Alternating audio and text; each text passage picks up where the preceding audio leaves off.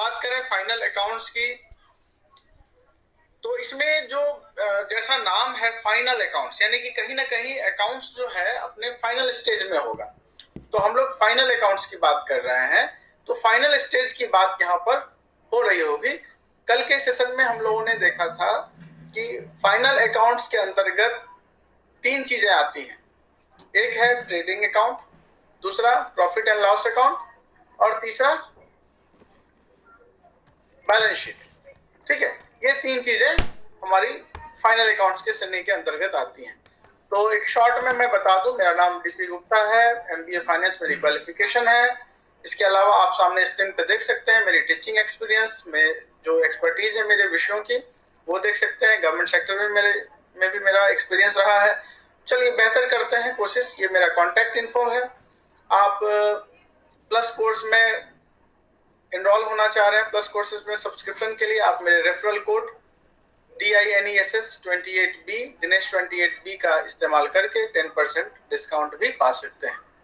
चलिए बढ़ते हैं आगे हम लोग। तो अभी हम लोग चर्चा कर रहे थे कि जो लास्ट क्लासेस हम लोगों ने की थी उसमें तीन चीजें आई। फाइनल अकाउंट्स के अंतर्गत तीन बातें आई।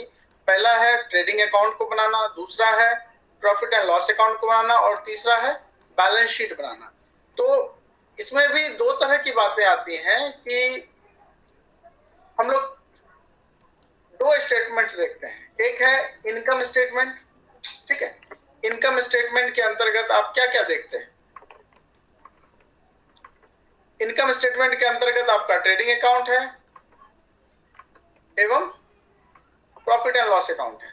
तो ट्रेडिंग अकाउंट बनाने का जो उद्देश्य है वह हमें ग्रॉस प्रॉफिट या ग्रॉस लॉस ज्ञात कर सके, हम लोग जान सके, इसलिए आप ट्रेडिंग अकाउंट बनाते हैं। यानी कि ट्रेडिंग अकाउंट यानी व्यापारिक खाता बनाने का हमारा उद्देश्य है कि हम यह जान सकें कि किसी खास वित्तीय वर्ष में या अवधि में किसी संस्था ने क्या ग्रॉस प्रॉफिट कमाया या ग्रॉस लॉस, ये चीजें हम पता कर सकते हैं। यानी आप कह सकते हैं कि ट्रेडिंग अकाउंट बनाने का उद्देश्य है कि संस्था का ग्रॉस प्रॉफिट या ग्रॉस लॉस का पता लगाना।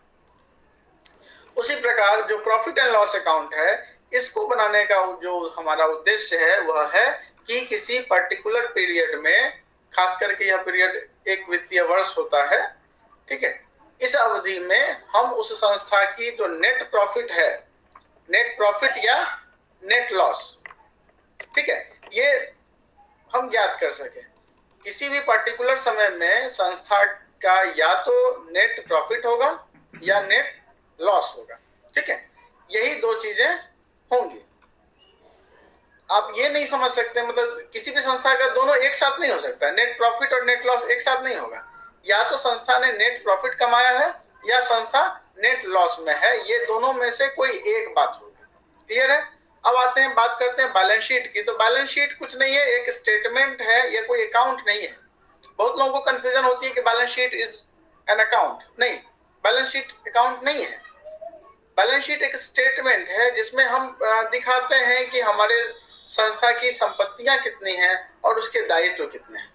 ठीक है, उसका जो लेफ्ट हैंड साइड होता है बैलेंस शीट का, उसमें लायबिलिटीज को दिखाया जाता है और जो राइट हैंड साइड होता है उसमें संस्था के संपत्तियों को दिखाया जाता है। और सबसे मजेदार बात यह है कि दोनों का जो योग है ना, एसेट्स का टोटल और लायबिलिटीज का टोटल, दोनों टोटल जो है बिल्कुल बराबर है।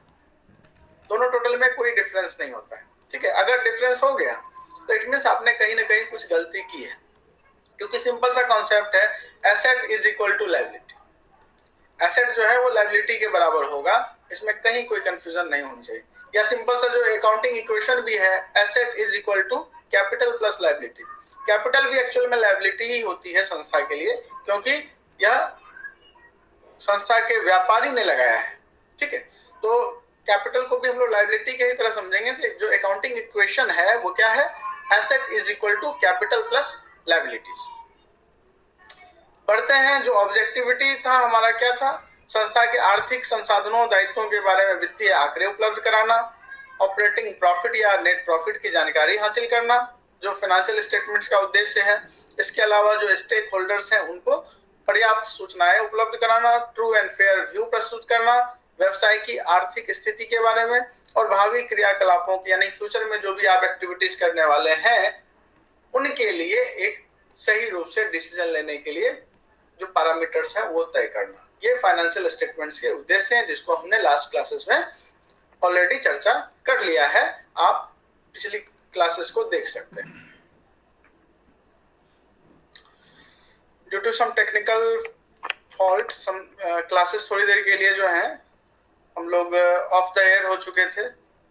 चलिए अमित, आपका स्वागत है। सम वाईफाई नेटवर्क की प्रॉब्लम के कारण कुछ इशू हो गए थे, इसलिए अभी मोबाइल नेटवर्क को यूज करना पड़ रहा है। यदि कुछ टेक्निकल इशू आ जाए इसके लिए उतना माइंड ना करें, क्योंकि वाईफाई नेटवर्क ऑफ हो चुका है अभी due to some technical problem. चलिए हम लोग बात करें, जो हम लोग एक शॉर्ट रिकैप ले रहे हैं वो है यूजर्स ऑफ फाइनेंशियल स्टेटमेंट। उसके बारे में हम लोग चर्चा कर रहे हैं कि कौन कौन से फाइनेंशियल स्टेटमेंट को यूज करने वाले लोग हैं। उसमें आपके आते हैं honours, share holders, bankers, manager, government and regulatory authority, creditors, employees and other users.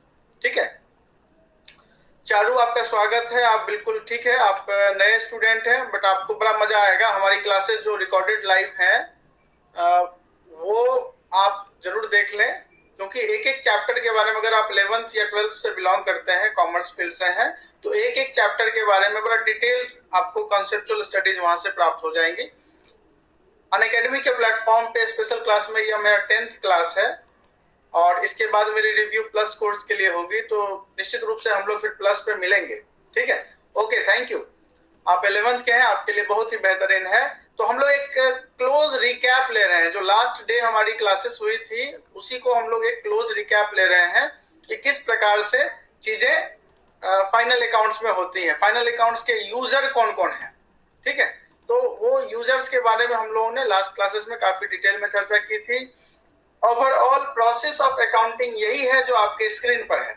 ठीक है, सबसे पहले क्या होगा, एक बिजनेस इवेंट होगी, देन आफ्टर एक कोई ट्रांजैक्शन होगा, इसके बाद आप जर्नल करेंगे, जर्नल के बाद आप उस जर्नल की एंट्री को लेजर में पोस्ट करेंगे, उस लेजर के आधार पे आप ट्रायल बैलेंस को प्रिपेयर करेंगे और देन आफ्टर लास्ट आपका स्टेज है आप प्रिपरेशन ऑफ फाइनल अकाउंट्स।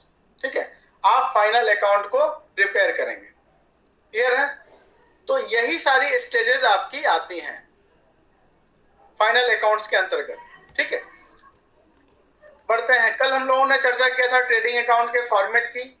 तो फॉर्मेट बड़ा सिंपल सा है, एक left hand side, right hand side. Left hand side यानी डेबिट का कॉलम है, राइट में आपका क्रेडिट का कॉलम है। 4 कॉलम की आपकी ये फॉर्मेट होती है, जिसमें पहला है पार्टिकुलर्स, ये आपका पार्टिकुलर्स है। देन आफ्टर है आपका अमाउंट, ये डेबिट वाला अमाउंट है, फिर पार्टिकुलर्स, फिर क्रेडिट का अमाउंट। तो जो डेबिट वाला साइड है यह हम लोगों ने कल भी चर्चा की थी कि यह सामान की लागत से संबंधित है।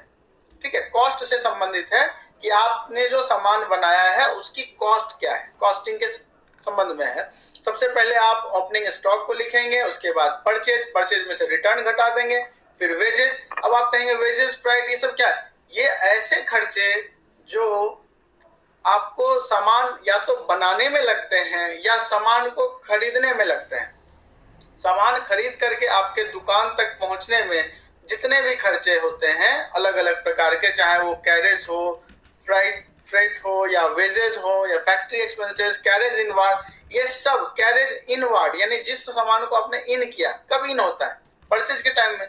तो उस पर जो कैरेज होता है, जो परिवहन का खर्च होता है, ये सब आपके इसके श्रेणी में आते हैं। या सिंपल सा समझिए कि ये जो डायरेक्ट एक्सपेंस है, ठीक है, जितने भी डायरेक्ट खर्चे जो सामान खरीदने में लगते हैं या सामान के बनाने में लगते हैं, वो सब आ जाते हैं आपके कहाँ?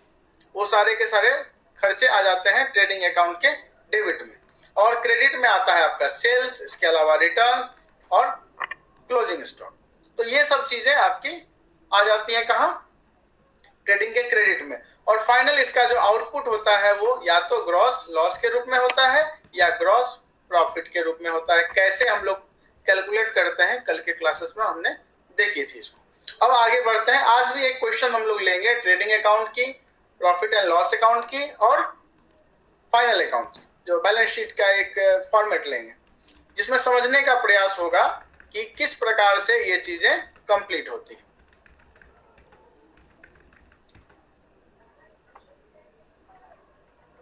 आप लोग थोड़ा सा ये बता दें, एवी क्लियर आ रहा है कि नहीं, ऑडियो वीडियो? अगर क्लियर है तो एवी टाइप कर दें।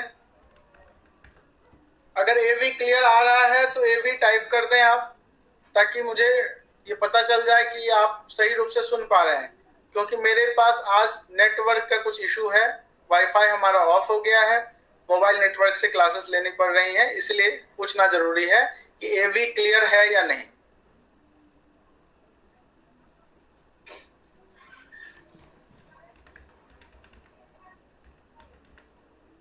चारू, अमित,